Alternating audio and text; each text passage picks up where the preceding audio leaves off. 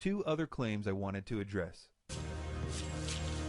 The Spanish conqueror asked the Inca, the people living there, including the king of the Inca, what is this Pumapunku? And they all said, it's not us.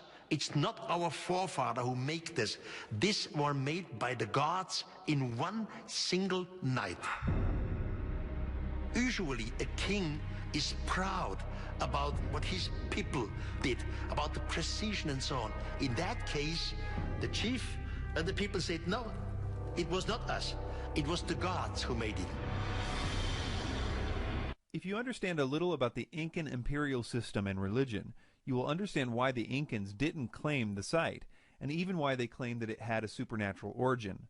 Part of the Incan state religion was that the Incan Empire was the first civilization, and it was created by God himself. It was a very convenient idea for bolstering the Incan case for the right to rule everyone else. When the Incans arrived at Pumapunku, the site had already been abandoned for at least 100 years. Admitting that there was a pre-Incan culture at all, let alone one with more skill than them, would have been detrimental to the whole scheme. So they slightly modified their already existing mythology to include Pumapunku. So instead of Viracocha creating the Incan capital, he also created Pumapunku. And just like that, the Incans were still the oldest and greatest civilization, even though everyone probably knew it wasn't true.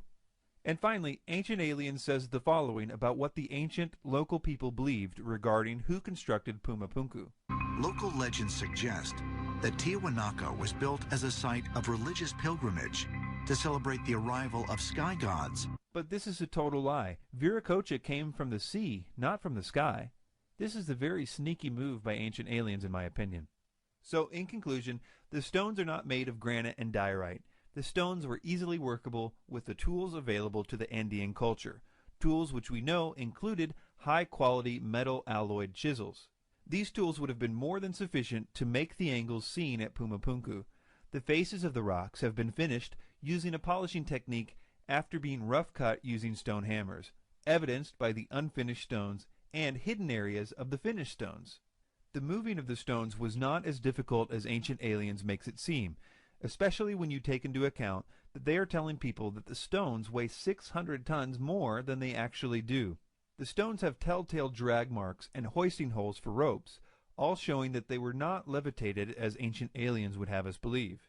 We know the culture which built this monument, and all the iconography and sculptures are consistent with that culture, and the various methods of dating that scientists use all point to the same time period. The idea that Pumapunku was from Atlantean times we now know is based on a very transparently flawed presupposition.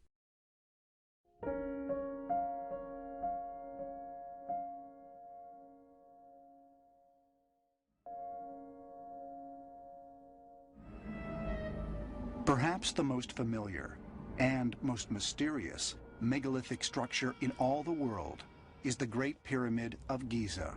The enormous size and weight of the stones, multiplied by the sheer number of them, makes one thing certain. The construction of the Great Pyramid remains one of the greatest marvels and mysteries of architectural engineering. The pyramids at Giza are marvels of engineering, and there are many theories about how they were constructed, from the mundane to the fantastic. There are all kinds of theories on how the Great Pyramid of Giza was built. So many theories, you just sit back and shake your head.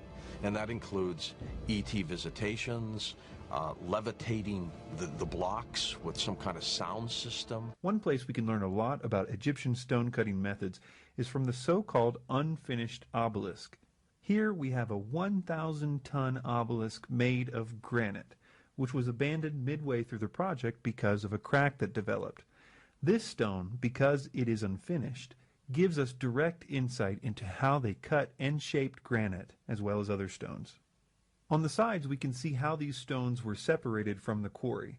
A team of workers would line up side by side and pound their sections with a diorite pounding stone.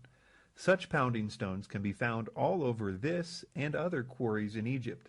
This pounding only broke off millimeters of granite at a time, but eventually these trough-like sections emerged at each worker's station. After that, they would do the same thing on the bottom of the block, until it was supported only by a thin spine in the middle. Then it would be snapped off using levers. The people who created the Moai statues at Easter Island